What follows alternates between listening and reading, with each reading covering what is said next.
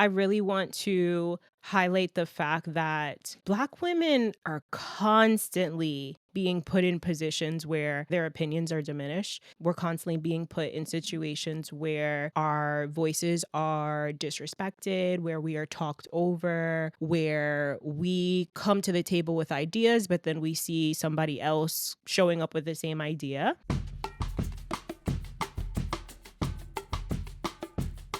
What's up, y'all? Welcome back to another episode of the Let's Just Be Real podcast. I'm your host, Marissa Tong.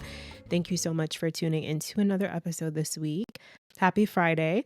I hope that you are enjoying your week as best as possible. It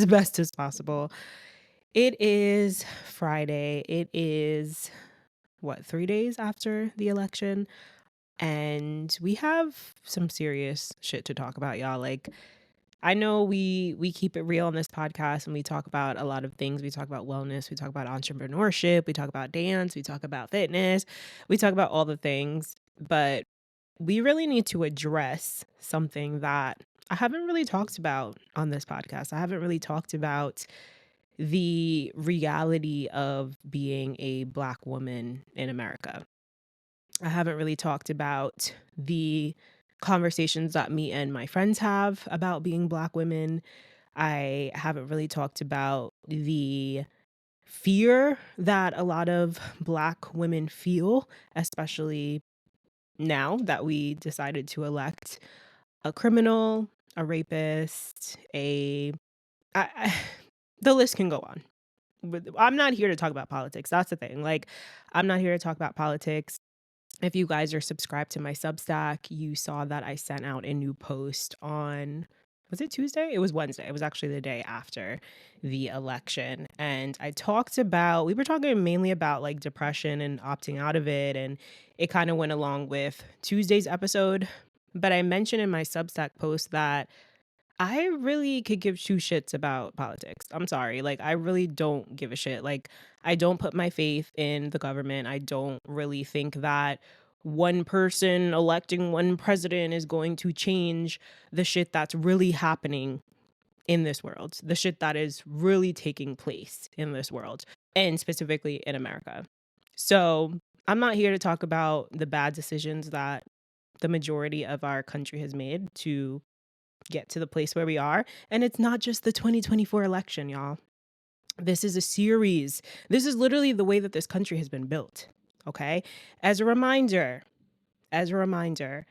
this country was stolen. I don't know if we are forgetting that. I don't know if we have put ourselves in such delusion to believe that this country has always been free and everyone who has lived here has always been able to take advantage of the feeling of freedom.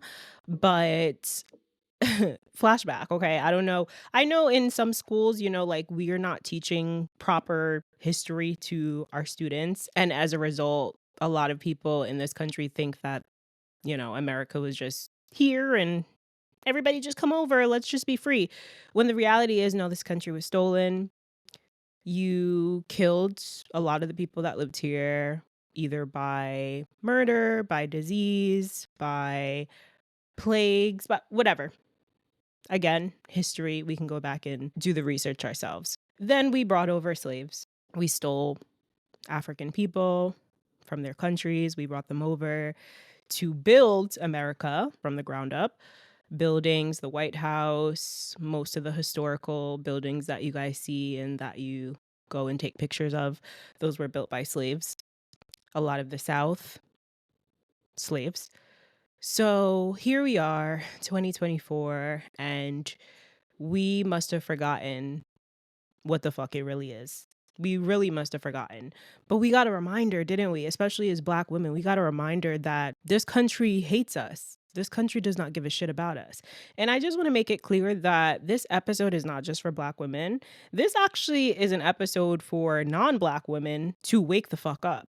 For y'all to realize that Black women do not feel safe. We do not feel safe in this world. I do not feel safe. I do not feel safe walking the streets. I do not feel safe walking in certain parts of this country.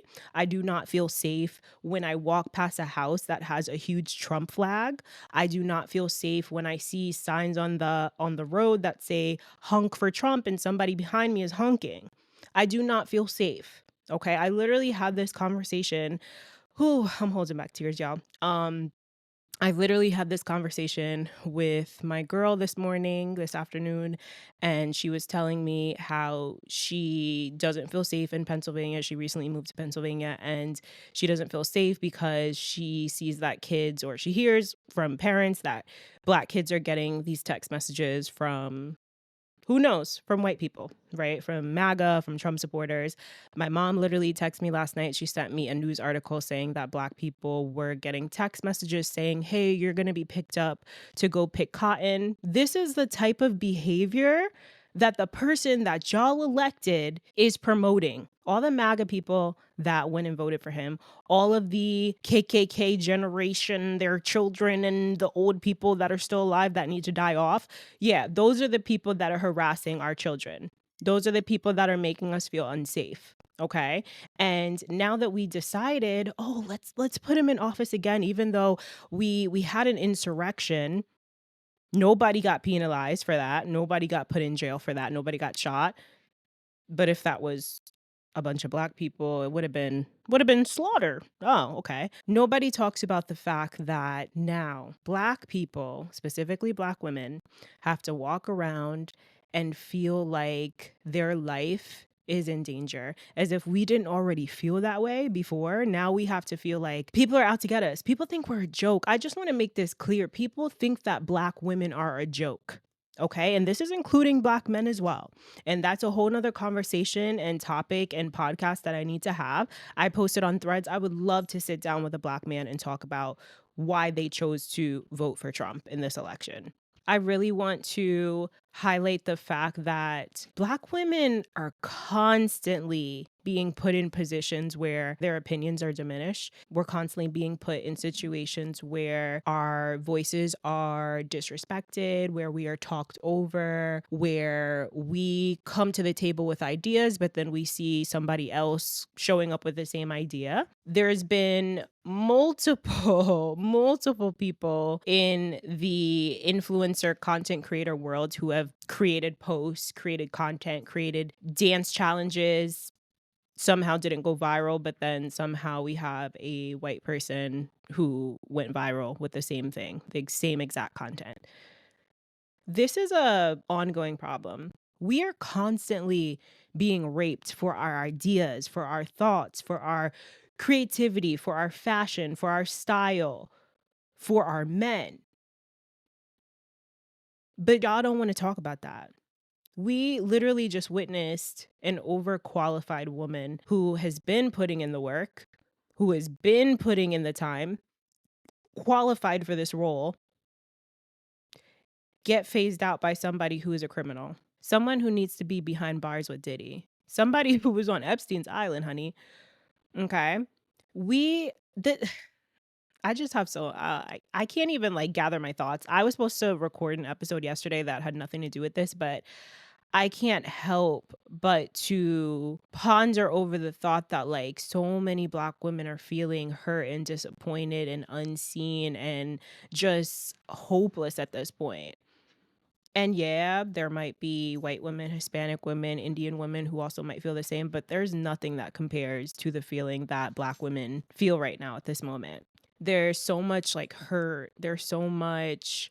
It just feels like it kind of feels like you're coming out of like this hole, like you're climbing out of this cave, you're climbing out of this hole, and somebody like steps on your hand. Kind of like in The Lion King when like he was climbing, Mufasa, and Scar just like kind of took his claws and dug them in and then just like pushed him off the cliff. That's how it feels, y'all. I'm not gonna lie. That's how it feels. It just feels like we're constantly making strides and we're constantly making progress just to get kicked back down. And it's crazy. And I'm seeing all these posts all over the internet, on Threads, on Twitter, on Instagram, telling Black women how to feel.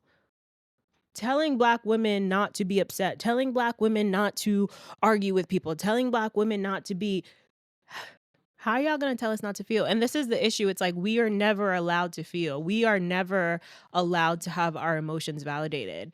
I literally just got off of a call with my therapist. I got a brand new therapist. I was working with my old therapist for about 3 years, and I just felt like it was time. Like, I'm just changing a lot of things in my life, and I feel like it was time to also, change therapists. And I really, really like the therapist that I was working with. She's also Black. That's non-negotiable for me when I'm working with a therapist. I need them to be Black, preferably a woman, so that there is some type of relatability and I don't feel like, I'm crazy when I'm talking about certain things.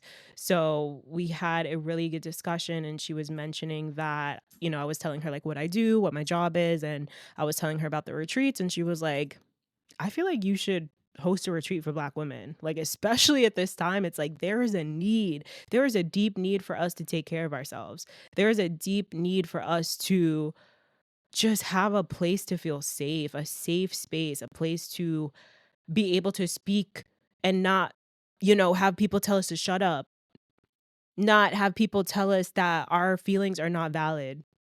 Oh, y'all are free, right? Y'all are making more money than men. Y'all are making more money than men. Y'all are more successful. Y'all wanted to be independent, right? I hate when I hear that shit. I hate when I hear that shit. And it's like, no, we didn't want to be independent. I'm sorry. I don't want to be independent. I'm going to speak for myself. I don't want to be independent. I want to be fully supported. I would love to find a man that can fully support me, that can show up for me, that can provide.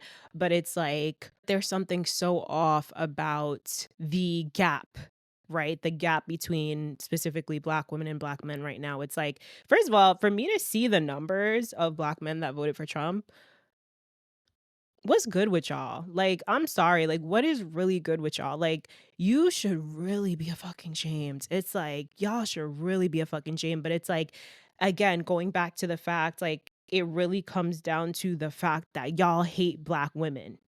Y'all hate Black women. And a lot of y'all, honestly, you hate yourselves. You hate your moms. You hate your sisters. That's what it really comes down to. You feel threatened. Oh, we can't possibly have a Black woman in office. Are you kidding me? For me to feel emasculated, that's how y'all feel. Be honest. Let's talk about it. So now we're in this place of a lot of women just feeling like, damn, we are really in danger right now. And it might sound really dramatic to a lot of you, but a lot of us feel like our life is in danger. A lot of us feel like, who's going to stick up for us? Who's going to advocate for us? Like, who? That being said, if you are a Black woman listening to this, and even if you're not, this goes for everyone. There is no better time but now to take care of ourselves. There is no better time than now to take our self-care, our wellness, our mental health serious. Like, this is not a joke. It's really not a joke. If you're not in therapy, why? Why not? Especially as a Black woman. Especially. Why are you not in therapy? Go on ZocDoc right now. ZocDoc.com. I need an affiliate link or something. Okay. I'm going to look into that. But we need to be more proactive about our health. This is not a joke. This is not the time to be just sitting around, laying down, getting depressed. Like, go back to my last episode. We talked about seasonal depression. Like, it's a little bit more than that. It's actually more serious than seasonal depression at this point. We're talking about systemic oppression. We're talking about the constant battle of fighting for equality, of fighting for some type of equal opportunity, even when we're overqualified. So this is what I want us to do. I want us to really get serious about our practices, whatever that means for you. If you need to take a social media break, please do it. Yesterday I had to take one for myself. I need y'all to check on your Black friends. If you're someone who's not Black and you have Black friends, please check on them. This is not the time to try to tiptoe and go MIA because you're not sure. You think they're going to be mad at you. This is not the time for that. Reach out to your Black friends. Reach out to them. Make sure they're good. Except for the ones that voted for Trump. Don't check on them. They're fine. But I want to remind us, even though we are feeling angry and sad and frustrated and unseen, like these are very valid feelings. I want to make it clear that you are still in control of your reality. And even though the outside world is complete shit right now, and even though the outside world is fucking chaotic, you are still a fucking creator. You still have the choice. You still have the autonomy to wake up every day and to choose to do something to better yourself and to better your community. Okay. We are also in this era of moving into the age of Aquarius. If you guys, are not into astrology, that's fine. But if you are, I would definitely suggest going back to my episode where I sat down with my girl Lara. We had 2 episodes this year, but the most recent one, I believe we shot that in September, but I will, share it in the show notes for you guys. But otherwise, you can just go check it out. But we talked about what all that means. Like, we're moving into this new paradigm, we're moving into literally a new world. Everything is changing, it's a new world.